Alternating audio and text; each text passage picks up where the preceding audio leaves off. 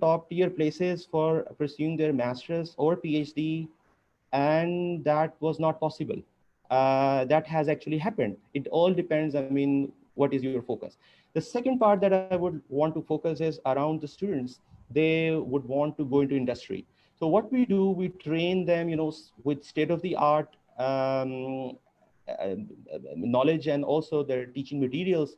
You, for instance, lead in data science and AI paradigm in computer science, along with other folks that teaches, deep learning methods and stuff like that.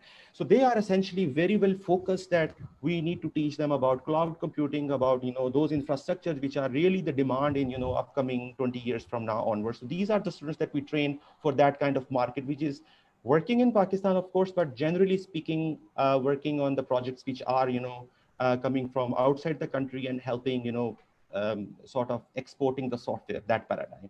The third paradigm, which is also very important, is the entrepreneurial one that, ITU has been focusing on.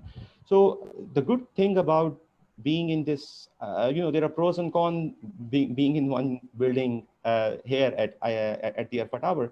But then the good things about that is that you have, this kind of, you go for buying a snack and you come across with the CEO of another company, because, there are more than hundreds of the companies in the same vicinity. And then you share the eating place, you share, the spiritual places and other places. So I think you get sort of a connection. So just to sum up, so we have purposefully built a kind of mechanism that we train three different kind of students, and then they have this kind of their own will to pursue in those direction. One is entrepreneurial, as I mentioned at the end. The second is, local industrial need, and third is the higher education. So I think we are very clear about these structures. We never claim that we are only focusing on research for the sake of research. We also equivalently know this is essentially one of the reasons that, we've been discussing several years ago, and we were probably the pioneer among the pioneer universities to develop MS data science program under your leadership, sir. Yeah.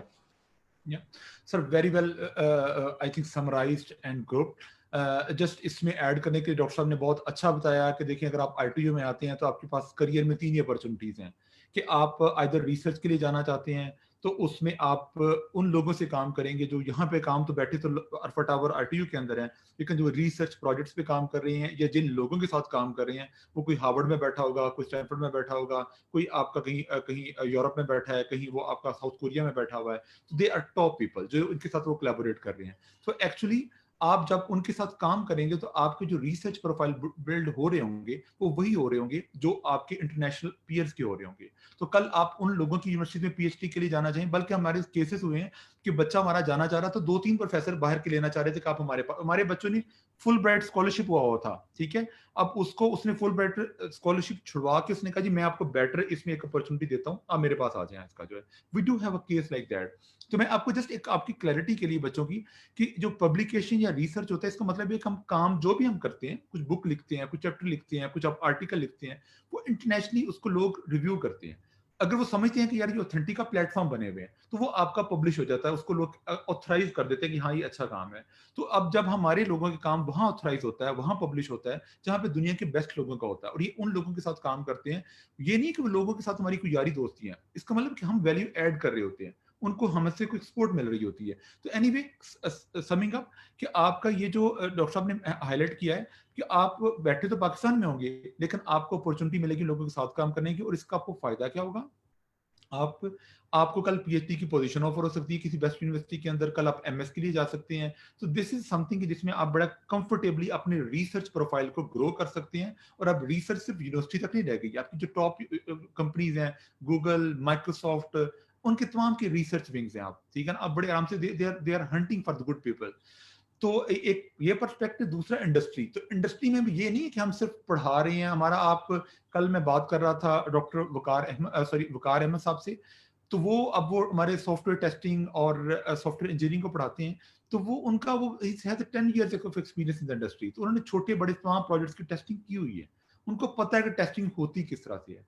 अब अगर उनके साथ आप benefit लेने वाले हैं तो आप एग्जैक्टली अपने आप को इंडस्ट्री के लिए ट्यून अप कर सकते हैं. हमारे और बहुत सारे ऐसे कोलीग्स हैं, हमारे दोस्त हैं, even I have one kind of startup, तो जिसमें जिन्हों के have like exposure of and you who have proved themselves by building a multi-million dollar companies. तो इसका मतलब ये है कि आप जिन लोगों के साथ आप बात काम कर रहे हैं, सब कुछ कर रहे हैं, तो इसका ये मतलब नहीं है कि आप जस्ट उस लर्न कर रहे हैं। आप वो लोग हैं जिन्होंने सब कुछ खुद कर रहे हैं आपका जो है। And third thing of course entrepreneurship की, अगर आप कुछ खुद बनाना चाहते हैं तो यूनिवर्सिटी बहुत ओपन है आपके लिए। प्लान 9 में आपके पास है, आपके पास प्रोफेसर हैं जो अच्छा आइडिया दें तो आपको सपोर्ट करने के लिए, आपके ऊपर बहुत सारे लोग आपको नर्चर करने के लिए रेडी होंगे। तो I think this is very very important जी। ये बिल्कुल डॉक्टर सईद ने बहुत ही अच्छा इसको समराइज किया है। तो अगर आपका इसको क्वेश्चन हो, आपकी कोई, जब आप, आई अंडरस्टैंड कि अब खास तौर पे जो अंडर ग्रेड के बच्चे होते हैं, जब आप स्टार्ट कर रहे होते हैं तो शायद आपको इन चीज़ों का नहीं पता होगा, बट ट्रस्ट कि जब आप स्टार्ट करते हैं, you would take time in the first 1 or 2 years, उसके बाद then you would be in a better position कि आप मुख्तलिफ लोगों के साथ मिलकर आपको एक एटमोसफियर मिलता है जिसमें आप आगे राइट डिसीजन कर सकते हैं कि मैं करियर कहाँ देख रहा हूँ, क्या मेरी जो पर्सनैलिटी है मैं जॉब करने वाली है या मुझे अपनी कंपनी बनानी है। तो ये सारी चीजें आपको ऐसा ऐसा आरटीयू नर्चर करता है आपके लिए इसका जो है। तो बिल्कुल ठीक है। तो डॉक्टर साहिब मुझे एक आप और चीज बताइएगा कि आपका बाहर का भी एक्सपोजर देखा आपने, आपने खुद भी पढ़ा आपने। अब आईटीयू में जब मैं अक्सर देखता हूं कि यहाँ पे जो सबसे बड़ी बात है कि हमारी हायरार्कीज उतनी स्ट्रांग नहीं है कि आपका चेयरपर्सन का ऑफिस है, आपका डीन का ऑफिस है, वो आपकी ओपन डोर पॉलिसीज होती हैं। स्टूडेंट्स आ सकते हैं, बात कर सकते हैं, ऑफ कोर्स वो बिजी होते हैं, उनकी मीटिंग्स होती हैं, लेकिन काइंड ऑफ होता है आपका कि आप अगर आना चाहें, आप उनसे बात करना चाहें तो दे आर अप्रोचेबल, ठीक है ना। आप अपने टीचर से बात करना चाहें, टीचर को आपको किसी तरह से आपको लिखना चाहें, पीपल आर रिस्पॉन्सिव। हम as a kind of as atmosphere हम इसको सोचते हैं, teacher is independent but he should be responsible, ठीक है ना। तो वो हम स्टूडेंट्स के जो फीडबैक है उनको बहुत इंपॉर्टेंस देते हैं, रिसर्च में हम उनके साथ बहुत करीब हम काम करते हैं। आप किस तरह देखते हैं, और जो मेरा एक्सपीरियंस है कि हमारे पीएचडी में शायद हमें प्रोफेसर इतना टाइम नहीं देते थे, हमारे इतना पास नहीं होते थे। आप क्या देखते हैं कि आप जो इंटरनेशनली जो हमें यूनिवर्सिटीज में मिलता है, जो क्वालिटी ऑफ एजुकेशन है, जो कंटेंट्स हैं, जो आपकी ट्रेनिंग्स हैं, आईटीयू आप अंडरग्रेड को भी पढ़ाते हैं, ग्रेड को भी पढ़ाते हैं, आईटीयू में उस क्वालिटी को, स्टैंडर्ड को किस तरह इंश्योर किया जाता है? So there are quite a number of dimensions to to this question rather question. So let me elaborate on that if I could do in a short span of time. So one thing is I think it has to go into the credit goes to the hiring process at ITO, for instance. I mean, I think we were very transparent. I mean, I to talk about myself. I mean, when I was about to come to this place, I knew nobody. I called this place. Somebody picked up, and I said, I just moved back to Pakistan, and I want to meet somebody. And then they said, okay, let's come, in that day. And then I showed up, and everything went just fine. And I've been told, you need some connections to get into this building and that sort of thing. And I think this is what I have personally experienced, and also through all of the hirings that we have done so far. So we bring in people who we can trust, and then we just let them do whatever they want to do. So I think this is the key element. And also the hierarchy, as you mentioned, is super flattened. I mean, everybody who is responsible and who is able to do certain tasks, they do that regardless they are dean or HOD. So we hardly, so for now, for the sake of the uh, you know um, going out from ITU, then we have to go and talk about here is our HOD and dean and stuff. But I think when you come inside the building, everybody feels like a colleague, and everybody, we learn from each other. So I have learned a lot from you. Similarly, I have learned a lot from other people. So I think that's sort of a culture that we have established from day one. And I think we really pride on this culture and will continue. So what good things happen due to this culture, that your students then also learn the same way, and they also adopt the same culture. So we know exactly if we have some, we learn from one professor, and then we have some issues, and then we run to another professor. We then rather believe that our professor A is trying his level best. So we sort of ask student to go and learn from the same professor because we trust that person. And we, alhamdulillah, haven't seen any issue for last 7 years about that. Any student have complained either the professor was not giving her or him a proper time, or that sort of problem. The availability of the professor is also amazing at ITU. I remember my professor was super busy. He was a great person. I learned. I am still working with him, and he's been rushing around due to his other administrative responsibilities. So I used to go run and meet him at the airport at times when he has to take a flight to somewhere else, and I would sit down with him in the lounge and get feedback on the material or everything that I would want to publish or so. So I think in contrast, we see that the faculty members at ITU sitting inside the are very hands-on. Number one, they are relatively new. I mean, most of them have finished their PhDs like 2, 3, 4, 5 years and so on. And so most of us we've been hired were fresh. Maybe 90% of us were fresh, and we were just landed, into the Pakistan, and probably most of us had the very first academic job at ITU. So I think that culture that we brought into the ITU was amazing, and this is what we still believe. So I think I have partially answered a few of the questions that you asked, but I think this is essentially that we try to keep our on toes. I mean, 7 years into ITU, I think our routines is still the same. We are still at our toes. We try our best to help students, to guide them whatever they need in future. Definitely और just to add something कि हम RTU में जब हम higher करते हैं तो जो ग्रे हेयर है that is not part of qualification. So basically even the more young you are and more energetic you are, so there are a very high chance that you would be inducted. But we also make sure, sorry to interrupt you, Dr. Faisal, we make sure that once we hire black-haired guy, then the hair should turn gray very soon, Yeah, exactly. वो process खुद करते हैं. We don't hire gray hair, but then try to ensure that bring the black hair and then turn it by ourselves. हम नेक काम खुद करते हैं बड़ा. But I think इसमें नेक काम में भी कोई ऐसा आर्टिस्ट किसी को पुश नहीं कर रहा होता. The thing is, people are motivated. They just want to contribute. They want to do something. They want to build their own profiles. Doctor Waqas, मैं आपकी तरफ आना चाहूंगा. आप अब बहुत सारे कंप्यूटर विजन के प्रोजेक्ट्स कर रहे हैं. Computer vision is extremely important area, ठीक है, जिसमें आप देखें तो दुनिया की इस वक्त शायद ही कोई घर ऐसा होगा जहाँ पे आपके सर्विलेंस कैमरास नहीं लगे. कोई स्ट्रीट ऐसी होगी जहाँ सर्विलेंस कैमरास नहीं होंगे. सेफ सिटी का प्रोजेक्ट देख लें. तो दुनिया को जो आपके जो एआई में जो कंप्यूटर विजन है एक बहुत ही इंपॉर्टेंट पिलर है, ठीक है. आप किस तरह अपने स्टूडेंट्स को एंगेज करते हैं अपने प्रोजेक्ट्स के अंदर? आप जब हायर करते हैं तो आरटीयू के बच्चे आपकी चॉइस होते हैं नहीं होते हैं, तो किस तरह से आप देखते हैं? और वो जो बच्चे आप ज्वाइन करते हैं आपके साथ आरटीयू के, कितना स्पार्क होता है? और अगर नया बच्चे ज्वाइन आ रहे हैं तो कब उसको आप ज्वाइन करना चाहेंगे? कब आपकी लैब को किस तरह ज्वाइन कर सकते हैं वो? ठीक है. अच्छा, एक बात तो मैं ये कहना चाहूँगा कि जो भी रिसर्च है, जो हम ये प्रोसेस जो हम है, ये मतलब जस्ट नए लोगों के लिए कि ये एक स्ट्रक्चर्ड पाथ है. एक ये नहीं है कि रैंडम कि आप उठे और आपने कुछ किया और आपको ख्वाब है कि आपने कोई पब्लिकेशन कर रहे हैं. ये बड़ा स्ट्रक्चर्ड पाथ है, एक प्रोसीजर है, and you need to learn it, ठीक है. और आपको इस प्रोसेस को लर्न करने के लिए आपको किसी ऐसे लोग चाहिए जो इस प्रोसेस से गुजर चुके हैं, जो थोड़ा सा आपसे आगे हैं, जो इस प्रोसेस से गुजरे हैं, जिन्होंने सीखा है, ताकि वो आपको सिखाएंगे यार ये प्रोसेस क्या है, ठीक है. बहुत से लोगों के लिए जो रिसर्च है या ये सारा डेवलपमेंट है, ये शायद एक आधा कोर्स ले लिया और ठीक हो गई. ये ऐसा नहीं है, ठीक है. आप एक मशीन लर्निंग का कोर्स पढ़ के आप ये ऑनलाइन पढ़ के आपको ये नहीं आ सकता. ये एक प्रोसेस है जिस प्रोसेस के थ्रू आपने जाना है. और ये प्रोसेस सीखने के लिए मेरे ख्याल में आपके बेस्ट प्लेस है कि आपके अराउंड वो लोग हों जो कि इस प्रोसेस से गुजर रहे हैं और गुजर चुके हैं, और वो आप और ख़ुद भी लर्निंग फेज में है, ठीक है. ये कभी भी रुकता नहीं है काम. तो इस वक्त हम जो खुद भी हमारे जितने भी लोग प्रोजेक्ट करते हैं, हम उस प्रोसेस हम कोशिश होती है कि वो प्रोसेस लोगों को सिखा दें कि अगर आपने कुछ अचीव करना है तो वो प्रोसेस क्या होगा और किस प्रोसीजर के थ्रू आपने गुजरना है. तो मेन गोल हमारा जो एटलीस्ट मेरा भी और हम सब का यही है कि आईटीयू में जब एक लड़का आए, कोई स्टूडेंट आए, तो उसको जो वो अचीव करना चाहता है उसको जो हम फैसिलिटेट करें, उसके जो पाथ है, जो उसने अगर अपनी कंपनी खोलनी है या अपनी रिसर्च करनी है, डेवलपमेंट करनी है, और तो वो उसके जो प्रोसीजर है, जो पाथ है, जो सीढ़ियाँ हैं, उसमें हेल्प करें उसको आगे चलने में. एक बात तो ये होगी. दूसरा ये कि जिस तरह कि आपने बताया कंप्यूटर विजन के पॉइंट ऑफ व्यू से, तो इस वक्त जो हम इन एडिशन टू मी और डॉक्टर मोहसिन भी हैं, डॉक्टर आरिफ भी हैं, हम जितने जो प्रोजेक्ट्स कर रहे हैं वो सारे वो प्रोजेक्ट्स हैं जो कि प्रैक्टिकल वैल्यू के.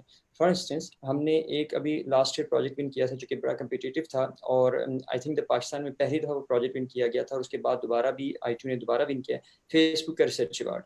तो उसमें कंप्यूटर विजन में हमें फेसबुक का रिसर्च अवार्ड मिला था, जिसमें हमने बेसिकली ये प्रपोज किया था कि हम एक low cost efficient deep learning solution बनाएंगे मलेरिया डिटेक्शन के लिए, ठीक है. और वो हमने इस वक्त जो हमारा उसमें एमएस थीसिस भी हो रहा है, उसमें अंडरग्रेड लोग भी काम कर रहे हैं, उनके थीसिस भी चल रहे हैं, लेकिन वो प्रैक्टिकल काम है जो कि हम चुगताई लैब के साथ कोलैबोरेशन में कर रहे हैं. तो हम बेसिकली ऑटोमेट कर रहे हैं कि हम जो बीमारी है, जो ब्लड सेल्स के अंदर जो सेल्स की शेप है उससे हम एस्टिमेट करें कि इंसान को क्या बीमारी है और किस स्टेज पे है। ठीक है, इसके अलावा एक दूसरा प्रोजेक्ट है जो कि हमने किया, जो कि हम अभी कर भी रहे हैं और करवा भी रहे हैं, सैटेलाइट इमेजरी एनालिसिस के, कि आपके पास गिवन द गूगल मैप। ये थोड़ा सा इसके बारे में और बताएं कि ये जो आपने अभी प्रोजेक्ट की बात की फेसबुक पे, जहाँ पे आपको फेसबुक की तरफ से अवार्ड मिला है, इसकी थोड़ी सी और डिटेल कि इसमें गोल क्या था आपका, एग्जैक्टली आप करना क्या चाह रहे थे, कंप्यूटर विजन को किस तरह यूज करना चाह रहे थे?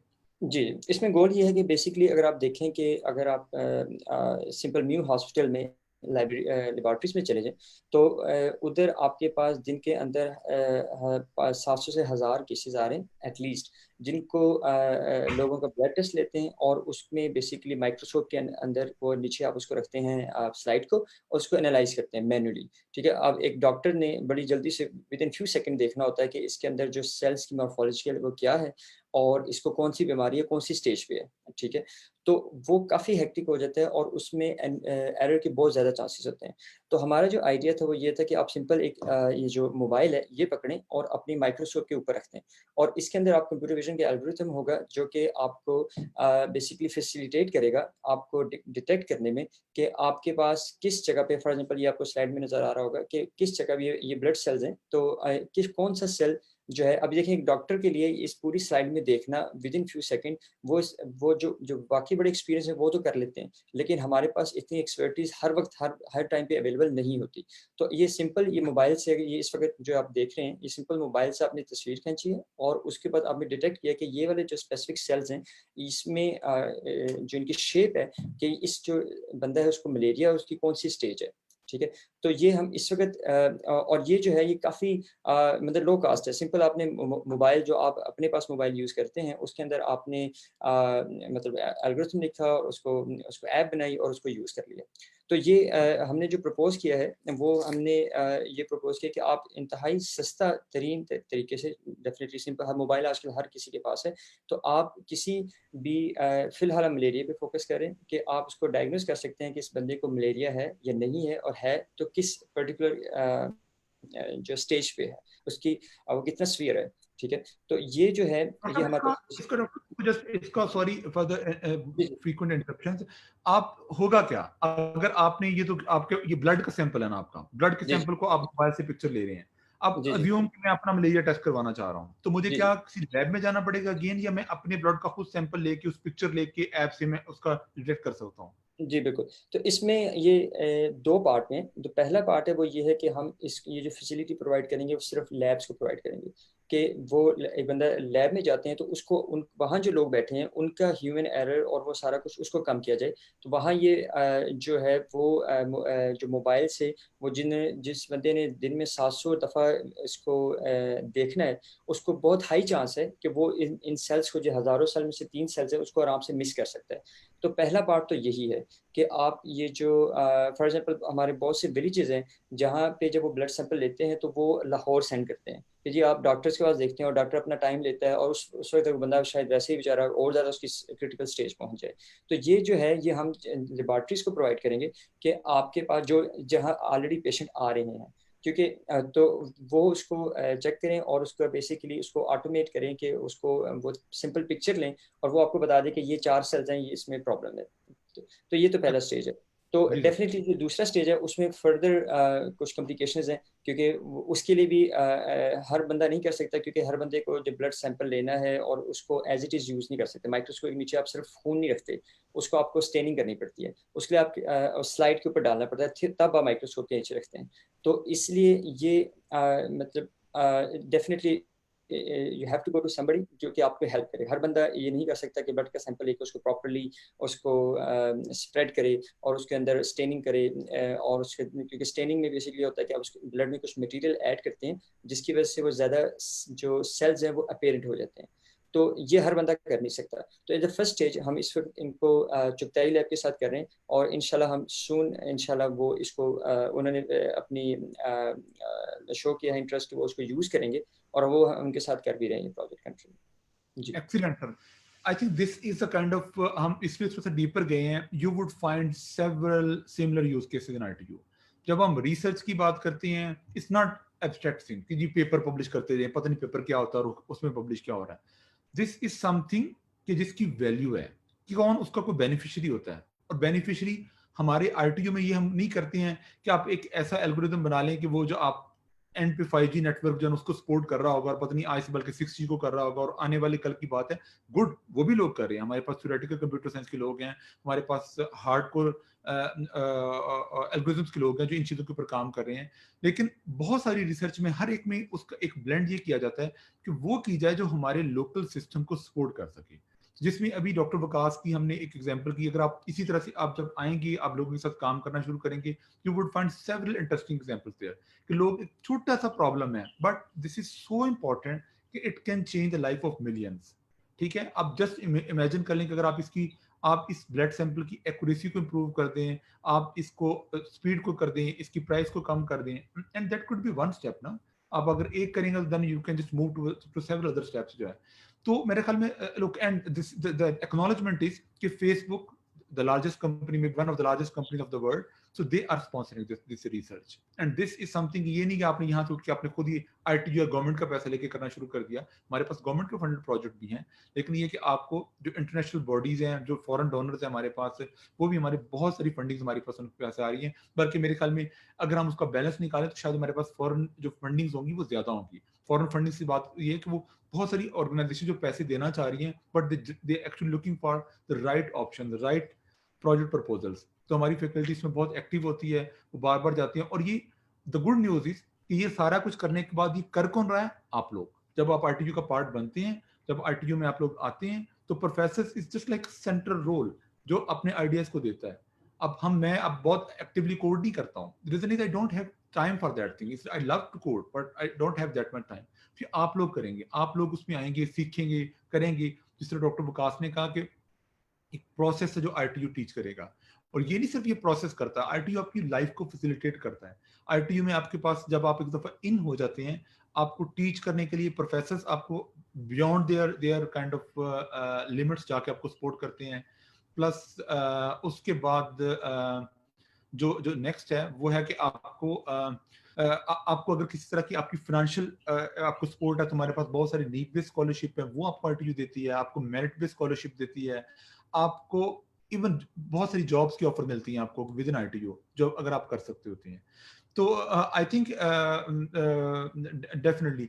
तो इसमें डॉक्टर सईद, डॉक्टर वकास, आपका कोई और फाइनल कमेंट, या मे भी हम साथ क्वेश्चन भी ले लें, मे भी हम आपके फाइनल कोई कमेंट्स आप साथ लेना शुरू कर दें। तो एक हमारे पास एक रहमान शाहिद साहब ने किया हुआ था कि वो उनका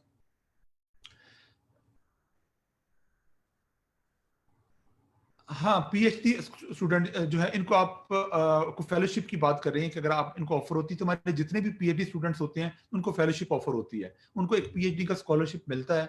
तो उसमें अगर आप पीएचडी में आते हैं तो इट्स अ पेड प्रोग्राम, कि इसमें आपको इस kind of on site on campus job, जिसमें आप रिसर्च कर रहे हैं और आपको एक खास स्टाइपेंड है which is best in the town. ठीक है, मुझे नहीं लगता कि आईटी पाकिस्तान के अंदर कोई भी यूनिवर्सिटी है वो इतना अच्छा पे कर रही है और आपकी किसी किस्म की उनकी कोर्स वर्क जो होता है उसकी फी नहीं ली जाती। तो इट इज ऑल कवर्ड। ठीक है, इसमें मेरा नहीं ख्याल कोई चीज है। उसके बाद एक उमर अमानत साहब ने कहा कि मेरा बैकग्राउंड इकोनॉमिक्स एंड स्टैटिस्टिक्स के अंदर है, मैं एमएस डेटा साइंस में अप्लाई कर सकता हूँ। यहाँ पे मेरा रिस्पॉन्स ये है कि economics and statistics are very closely connected to data science, but question is कि अगर हम आपको अलाउ कर दें, we need rigorous programming background. अगर आपका प्रोग्रामिंग का बैकग्राउंड नहीं है, then it is a problem. आपको प्रोग्रामिंग, डेटाबेसेस और डेटा स्ट्रक्चर्स, ये कुछ कोर कोर्सेज आपको आने चाहिए। अगर आपके आइडियली एल्गोरिथम्स टू, ठीक है, और बेसिक मैथमेटिक्स, अगर आपको ये नहीं आते हैं प्रोग्रामिंग को, हम जब डेटा साइंस में हम डेटा साइंस की हर चीज बेस से सिखाते हैं, हम कहते हैं कि हम अज्यूम करते हैं कि आपको कोई नॉलेज नहीं है, लेकिन वी अज्यूम कि आपकी प्रोग्रामिंग आती है। प्रोग्रामिंग नॉट नेसेसरीली कि आपको तमाम लैंग्वेजेस में आए, किसी एक में भी अगर आप एक्सपर्ट हैं, पाइथन को हम काफी एक्सटेंसिवली यूज करते हैं, पाइथन में आती है, वंडरफुल। जावा की कभी कभी आपको जरूरत पड़ती है but not all the time. ठीक है, तो आइडियली अगर आपको ऑब्जेक्ट ओरिएंटेड के कॉन्सेप्ट्स हैं, आपको पाइथन आती है, तो I think then you have a decent chance, और आपको राइट आइडिया है कि आपके डेटा स्ट्रक्चर्स होते किस तरह से हैं, उनको यूज कहाँ किया जाता है, प्लेस कहाँ किया जाता है, कोडिंग क्या होती है, कोडिंग स्टैंडर्ड्स क्या होते हैं, ये अगर इन चीजों का आपको पता है तो काफी हद तक आप फिर स्ट्रगल नहीं करते हैं। अदरवाइज द थिंग इज कि देखिए हमने अगर आपने जो अक्सर लोग मेरे से एडवाइस के लिए आते हैं कि आप करना क्या, तो द थिंग इज कि आपने वो स्टेप लेना जो आपके लिए और हमारे लिए बेहतर होगा। हम नहीं चाहते हैं कि आपको एडमिशन देके हम भी परेशान हो, क्योंकि फिर आप हमारी ऑनरशिप बन जाते हैं, तो रिस्पॉन्सिबिलिटी बन जाती है, और ये आप भी परेशान हो, क्योंकि it's matter of your career. तो doctor Saeed and doctor Waqas, आप इन चीज़ों पे कुछ कहना चाहें या कुछ आपकी तरफ से हो? Yeah, sir. Sure. So just to add more to that first response to Rahman Shahid. So the blockchain is, of course, one of the core pillars at ITU. We have a proper blockchain lab. Usko Dr. Umar Jinjua is essentially the guy to talk to. So I would encourage you to visit his lab, or look through his email address at the ITU's website and contact him. He's very humble, polite, and he spent more than 10 years at Microsoft and did PhD from Cambridge. So he's one of the valuable asset to ITU. So I think I would encourage you to go and talk to him. Also, I think regarding the background of economics and statistics, I think one has to have a very strong understanding of data structures when you start data science in generally, because you be playing around with data objects, you be playing around with multi-dimensional arrays within the data objects. So I think that's the key element when you doing the pre-processing of the data, because 90% of the job in data science is cleaning the data, getting the data, and fixing the data, and then 10% is done through the AI machine learning algorithms. So I think that's my quick Exactly. comment. So we have more questions. तो अरियान खान ने कहा है कि आपकी KPK की seats available है। In general I think we don't have any issue. हमारे पास तो कहीं से भी पाकिस्तान से बच्चे आए तो we don't have any reserve seats for any of province. लेकिन ये कि इस ओपन मेरिट आप अगर आते हैं तो I think I don't see any issue. But further ये आप एडमिशन ऑफिस जो उसके वो आपको क्लैरिफाई कर सकता है। शोएब खालिद साहब ने कहा है कि why not Pakistan is producing as good tech giants as India is producing. मेरा ख्याल है कि Pakistan is not that bad. अगर आप अभी देखें, आप अपवर्क के ऊपर अपना आप रेवेन्यू देखें, आपका जो लोग कमा रहे हैं, आपकी जो कंपनीज टेक कंपनीज यहाँ पे कर रही हैं, तो ये I think they are doing pretty well. अभी इस वक्त आपके अगर एक्सपोर्ट्स देखें तो आपकी software export is one of the main exports. Size का कंपेयर कर लें, उनकी मेच्योरिटी का देख लें कि उनकी आईआईटी कब से बननी शुरू हुई है। आज हमें आईटीयू 3, 4, 5 साल पहले बनाई है, ठीक है, thanks to some other great initiative and good institutions जो हमने 10-15 साल पहले बनाए हैं।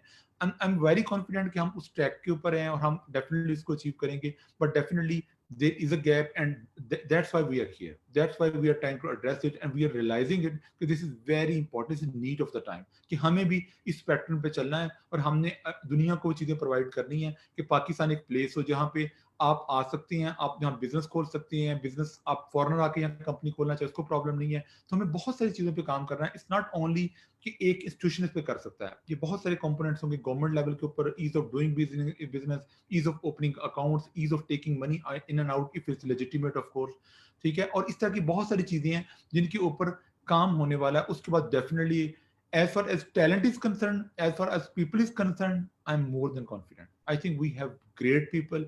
They're brilliant than any other nation of the world. मुझे इस पे कोई शक नहीं कि कहीं पाकिस्तानी बैठी, मैंने जहां भी जाके मिला हूं दुनिया में तो वो दे आर द बेस्ट। उनमें कभी मैंने नहीं देखा कि पाकिस्तानी जो है ना वो स्ट्रगल कर रहे हैं, उनको समझ ना आ रही है बात, ऐसा कभी नहीं हुआ इसका।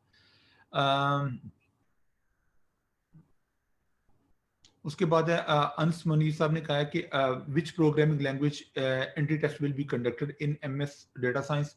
अब नहीं, हमारे हम कभी लैंग्वेज डिपेंडेंट नहीं होती है। आपका कुछ भी होगा तो आपको हमेशा वो एक छोटा सा मॉड्यूल दिया जाएगा, आपको स्निपेट दिया जाएगा, यूजुअली वो सूडो कोड होता है या सी में या सी प्लस प्लस में, बहुत बेसिक जो लैंग्वेज होती है उसमें दिया जाता है आपका।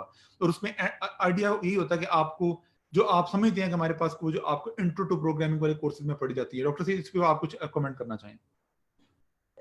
Definitely, sir. So our idea is to always test the concepts, not the language, or how good is your memory about a particular language. Because I mean, it's always also difficult to remember your syntax. I mean, even if you've been, you're a great programmer. So I think we never focus on any of the tests. I mean, maybe there could be one or two things from C++. I mean, essentially that we should always remember. But generally speaking, the focus is to test your analytical skills and also your skill set about, generally about your computer science undergrad, and in general about in that. But one of the things entering into the PhD program or MS data science is your uh, ambition, and because there is a slight difference between MS computer science and MS in data science. I personally speaking take both the courses quite the same, because I think there are pros and cons. Because in MS Computer Science, you are then exposed to teach, take other courses like IoT and other stuff, and NLP courses. There are so many NLP courses that we teach here. So we can also take that. And then you can also take, for instance, MS Data Science courses as an elective if there is enough room in the class. So it's not like that if you take MS Computer Science, then you cannot take MS Data Science courses. I think I would go reflect back to Aryan Khan if he can still is around, he or she is still around. I mean, if I look back and go through all the interviews that I have conducted essentially for the PhD candidates, I have ended up hiring more candidates from KPK for some reason. I mean, this could be a bias, but this is so. And I think Dr. Waqas Sultani and Computer Vision group also have a lot of brilliant people coming from KPK. My lab, 50% is actually comprised of people who are from that beautiful region, and they never teach me Pashto. That's my main concern here is about. So I hope if you could join us and teach me Pashto. So I'm really happy. Yeah. नहीं बिल्कुल ठीक करें. I also find like people from KPK, even from Balochistan and Sindh, I think brilliant people. जब वो उनको हम join करते हैं तो I think जो लोग हमारे पास अभी तक एग्जांपल्स आई हैं तो they're brilliant. हमारी लैब्स में काफी सारे लोग हैं, तो definitely very well pointed out. अच्छा, उसके बाद एक क्वेश्चन है कि एमएस डेटा साइंस थीसिस के बगैर हो सकता है? यार, there was a long debate initially when I started this program. So I had an idea कि ये हमारा थीसिस नहीं होना चाहिए, इसमें आपका अप्लाइड कोर्स है और ये सिर्फ बगैर थीसिस के होना चाहिए. But then due to some kind of concerns and regulations और कुछ इंटरनल चीजें थी, हमने फाइनली सजेस्ट किया कि आप इसको एमएस थीसिस के साथ कर लें. This is a debate. अभी भी हमारे पास अभी हमारे नए वाइस चांसलर हैं डॉक्टर प्रोफेसर सरफराज खुर्शीद साहब, उन्होंने हमें यूटी ऑस्टिन से ज्वाइन किया है. अब hopefully I think we would have this conversation with them और हम देखेंगे कि इसको किस तरह से हम इसको और अगर चेंज करना चाहिए नहीं करना चाहिए. Right now it is with thesis, ठीक है, ऑप्शन इज देयर कि अगर आप, क्योंकि इसमें कुछ आपके ड्रॉबैक्स हैं जो आपको सफर करने पड़ते हैं, वो एक सर्टेन सर्कमस्टांसेस में आपको अलाउ कर सकते हैं, लेकिन हाईली रिकमेंडेड कि आप थीसिस के साथ करें.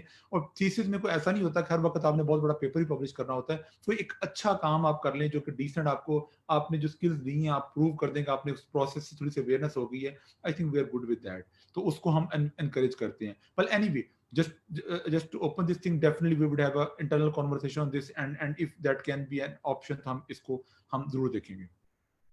Dr. Faisal, just to add a bit, so one of the challenges without thesis for any master's level program, that you cannot get admission in PhD program in Pakistan. And also a lot of other universities outside the country, they also would encourage students to get into PhD programs if they have done thesis.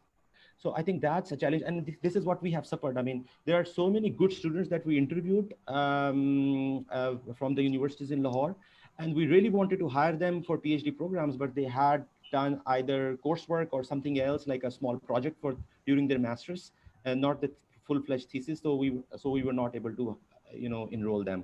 So I think that decision should be sort of an aware decision at the students' stake. Yeah. Even अगर आप बाहर भी PhD के लिए जाते हैं तो सबसे पहली जो चीज आपसे मांगी जाती है वो या आपका ट्रांसक्रिप्ट होता है और या आपका एमएस थीसिस होता है. ये दो चीजें होती है जो प्राइमरीली आपके लिए डिसीजन कर रही होती हैं. And third one is your recommendations, जो आपके प्रोफेसर जिनके साथ आपने काम किया वो होती हैं. ये तीन चीजें क्रूशियल होती हैं आपके वो करने के लिए, आपको एडमिशन देने के लिए.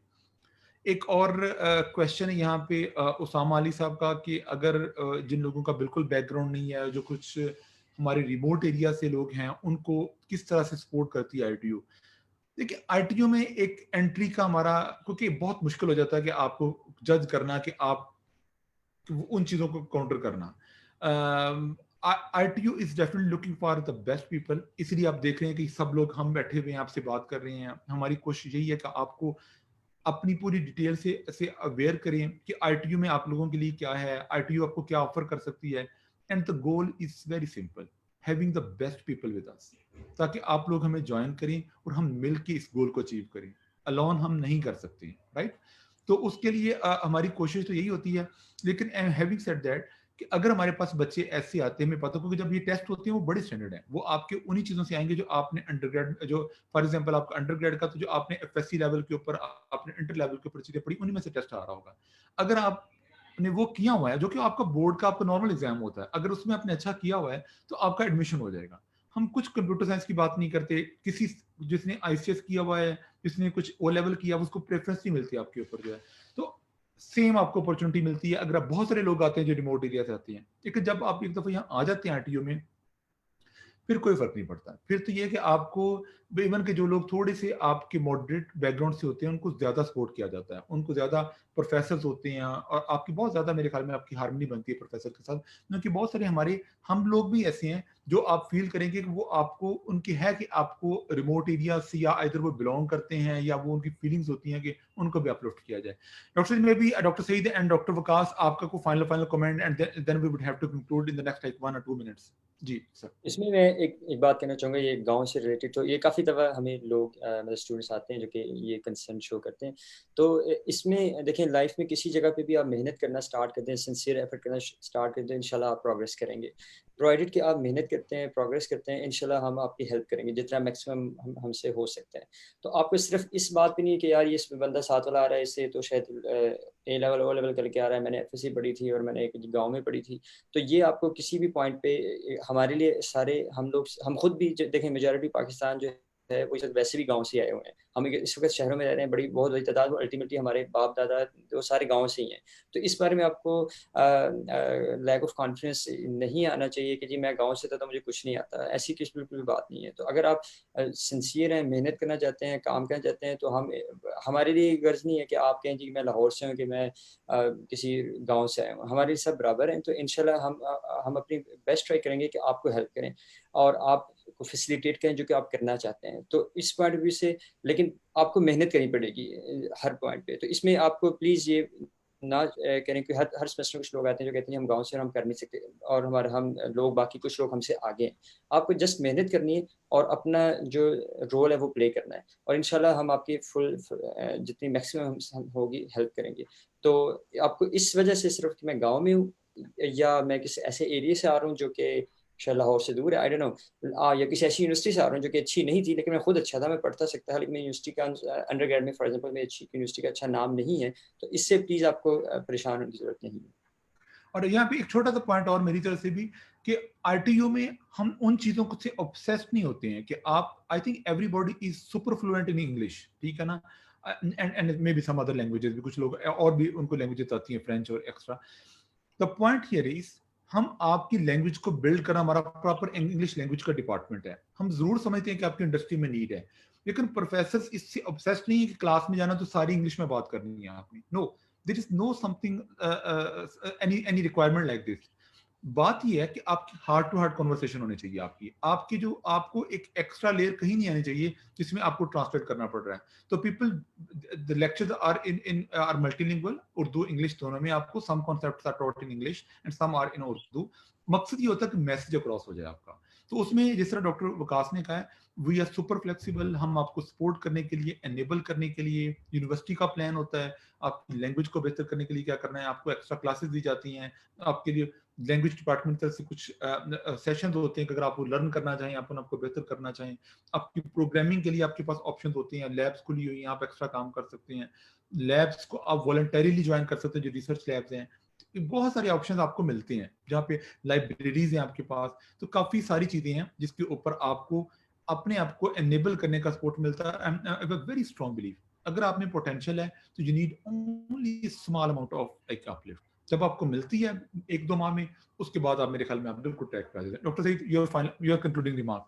Yes, spot on. Great comment. So essentially, I think in past I've been closely working with students who came from the remote areas, and I mean that's not something to feel bad about. I mean, if you can't really even properly at times speak Urdu or English or other languages, I mean, we all are in learning phase, of course, and so the thing is, I mean, and those students have done great things. I mean, they ended up going to top places for their PhDs, and even some of them then eventually went to, English speaking in English-speaking countries, for instance, for the teaching positions, permanent teaching positions. So I think this is the journey, and one should not, restrict his or herself for the kind of circumstances that they've been brought. I think this is the key is in your hand. How much you can really push. Looking back, all of our journeys were not really smooth. All of us been through a lot of ups and downs, and still pushing the pedal. So somebody, so you need to closely look around who that you see that people have excel, and there you would always find the journey was always difficult and hard. So I think we should just buckle up yourself, and if you find an opportunity, go for it and do your best. Yeah. Definitely, Ji. I would have just like I would conclude to this session, and thank you so much. I know there were so many questions which cannot be answered in this quick session of 45 minutes or 1 hour. So looking forward to have you at RTU, and be confident. RTU is the best place, is at least one of the best place in Pakistan. And if you come here, आपको वो लोग मिलेंगे जो आपको, अगर आप research में जाना चाहते हैं, आप क्वालिटी एजुकेशन लेना चाहते हैं, आप एंटरप्रेन्योर बनना चाहते हैं, तो आईटीयू आपको एनेबल करने में, you would never depend on your decision. तो आप, लेकिन द रिक्वायरमेंट इज कि आपने जब आना है तो आपने मेहनत की नजर से आना है कि हमने यहाँ पे आपकी एफर्ट करनी है, हमने हार्ड वर्क करना है, क्योंकि एक्चुअली से टू वे ट्रैफिक है. हम आपको सपोर्ट करेंगे और आपने उस पर रिस्पॉन्ड करना है. अगर एक भी एंड प्रॉपर लूज हो जाएगा तो हम उस तरह अपने गोल को अचीव नहीं कर सकेंगे. तो मेरे ख्याल में आईटीयू, आप, we are looking forward. Don't forget कि हमारी admission deadline is July 24. Admission please, admission team please इसको, अगर कुछ चेंज या चीज है तो वो स्टूडेंट्स को हाईलाइट करें.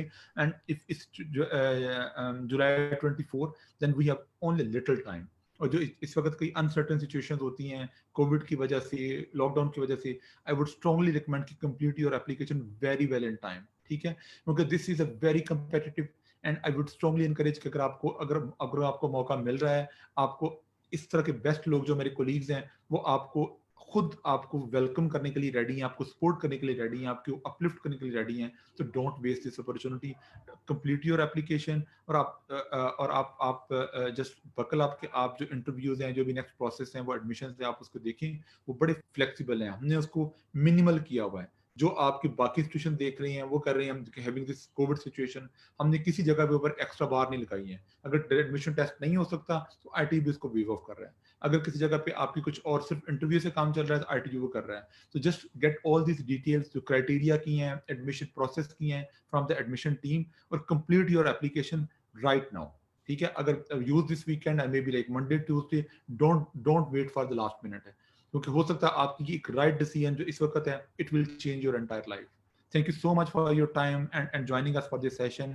And I think we would have a next session in the next week, and probably that will be the last one. And good luck with your next decisions and joining RTU. Okay, thank you so much. Thank you. Allah Thank Hafiz. you. Allah Hafiz. Bye.